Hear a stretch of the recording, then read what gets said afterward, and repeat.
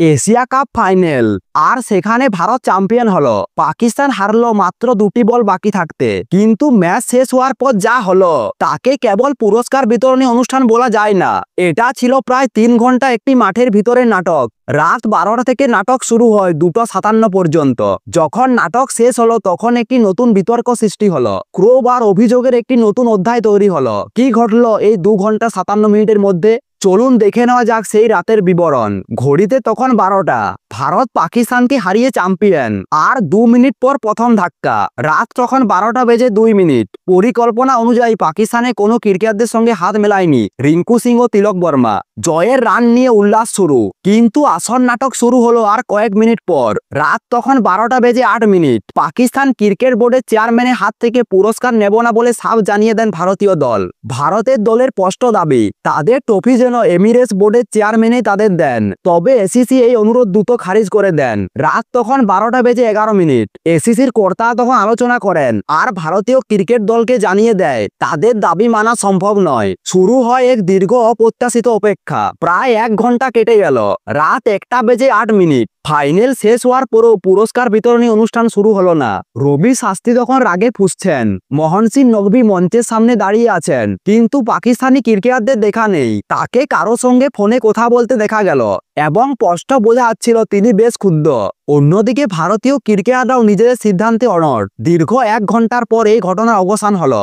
রাত তখন 1টা বেজে 19 মিনিট। দেখা গেল পাকিস্তানি ক্রিকেটারদের। শুরু হলো বহু প্রতীক্ষিত পুরস্কার বিতরণী অনুষ্ঠান। মঞ্চে এলেন মোহন সিং নকভি। কিন্তু এই সময় স্টেডিয়ামে উপস্থিত ভারতীয় সমর্থকদের গলায় শোনা গেল এক নতুন ধ্বনি, ভারত মাতা কি জয়। যেন পুরস্কার বিতরণী অনুষ্ঠানে ভারত পাকিস্তানের দৈরত্ব তখন চরমে। এরপর আরও একটি বিতর্ক। রাত তখন 1টা বেজে 25 মিনিট। পাকিস্তানের অধিনায়ক সলমান ভুলবশত জানান যে পাকিস্তানের ক্রিকেটারদের পদক দেবেন নকভি, কিন্তু সেখানে দেখা গেল নকভির বদলে বাংলাদেশের ক্রিকেট বোর্ডের সভাপতি আমিরুল ইসলামের কাছ থেকে পদক নিচ্ছেন পাকিস্তানি ক্রিকেটাররা। আর এর ঠিক 1 মিনিট পর, রাত তখন 1টা বেজে 26 মিনিট, আসে এক বিস্ফোরক দৃশ্য। রানার্সের চেক নিতে গিয়ে তাকে মঞ্চ থেকে ছুঁড়ে ফেলে দেন সলমন আলী আগা। তার চোখে মুখে স্পষ্ট হতাশা এবং রাগ। রাত তখন 1টা বেজে 34 মিনিট। ভারতীয় দল তাদের সিদ্ধান্তে অটল রইল। সূর্যকুমার যাদব পাকিস্তান ক্রিকেট বোর্ডের চেয়ারম্যানের হাত থেকে ট্রফি নিলেন না। মাত্র 1 মিনিট পর, রাত তখন 1টা বেজে 35 মিনিট, সঞ্চালক সাইমন তখন ভুল ঘোষণা করলেন। আমাকে এসিসি থেকে জানানো হয়েছে ভারতীয় দল পুরস্কার গ্রহণ করবেন না, তাই পুরস্কার বিতরণী অনুষ্ঠান এখানেই শেষ। মাত্র 2 মিনিটের মধ্যে।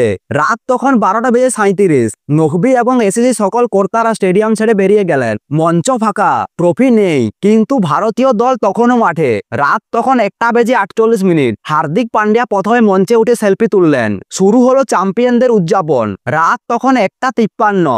তখন দেখা গেল প্রতীকী প্রতিবাদ। টি-20 বিশ্বকাপের পর রোহিত শর্মা যেভাবে ট্রফি নিয়ে সেলিব্রেশন করেছিলেন সেভাবে সেলিব্রেশন করলো সূর্যকুমার যাদব, কিন্তু তিনি ট্রফি পায়নি। তাই এই কাল্পনিক ট্রফি নিয়ে ভারতীয় ক্রিকেটার জয় উদযাপন করলেন। কিন্তু বিতর্কের আগুন তখনও বাকি। রাত তখন 2টা বেজে 11 মিনিট। ভারতীয় ক্রিকেট বোর্ডের সচিব দেবজিৎ সহকিয়া অভিযোগ করলেন এশিয়া কাপের ট্রফি ও ভারতীয় ক্রিকেটারদের পদক নিয়ে পালিয়ে গেছেন নকভি। রাত তখন 2টো বেজে 13 মিনিট। পাকিস্তানের সমালোচনা করে সহকিয়া বললেন, যেহেতু ভারত পাকিস্তানের মধ্যে যুদ্ধ পরিস্থিতি রয়েছে, তাই আমরা এমন কারো কাছ থেকে পুরস্কার নেব না যিনি পাকিস্তানের মন্ত্রী। তার মানে এই নয় যে ভদ্রলোক ট্রফি মেডেল নিয়ে পালিয়ে যাবেন। এই ঘটনা খুব দুর্ভাগ্যজনক। আইসিসির বৈঠকে এশিয়ান ক্রিকেট কাউন্সিলের চেয়ারম্যানের বিরুদ্ধে অভিযোগ জানানো হবে। রাত তখন 2টো বেজে 33 মিনিট। সাংবাদিক সম্মেলনে ভারতীয় অধিনায়ক সূর্যকুমার যাদব বলেন, চ্যাম্পিয়ন দল ট্রফি পাচ্ছে না।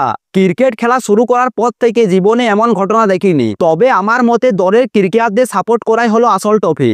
সকলেই বলেছেন ভারত এবারে এশিয়া কাপের চ্যাম্পিয়ন, এটাই আসল কথা। এই নাটকের শেষ দৃশ্য 2:57 মিনিটে। পাকিস্তানের অধিনায়ক সাংবাদিক বৈঠকে বলেন, ভারত আমাদের সঙ্গে হাত মেলায়নি, মোহন সিং নকভির কাছ থেকে ট্রফি নেয়নি। ওরা আমাদের সঙ্গে যা করেছে তাতে শুধু আমাদের অসম্মান করেনি, তারা অসম্মান করেছেন গোটা ক্রিকেট বিশ্বকে। এসব দেখে বাকি দলগুলো যদি এসব করতে শুরু করে, কোথায় শেষ হবে এইসব? ক্রিকেটারদের তো রোল মডেল হওয়া উচিত। মাঠে এগুলো দেখলে ছোট ছোট ছেলেমেয়েরা কি শিখবে? এবারে যা হয়েছে তা খুব খারাপ। রাত 12টা থেকে 3টা পর্যন্ত চলল 3 ঘন্টার নাটক, যা শুধুমাত্র ক্রিকেট বিতর্কই নয়, তার সঙ্গে মিশে গেছে রাজনীতি, কূটনীতি এবং খেলার স্পিড নিয়ে নতুন প্রশ্ন। এই ঘটনা এশিয়ার ক্রিকেটে কতটা প্রভাব ফেলবে এখন সেটাই দেখার।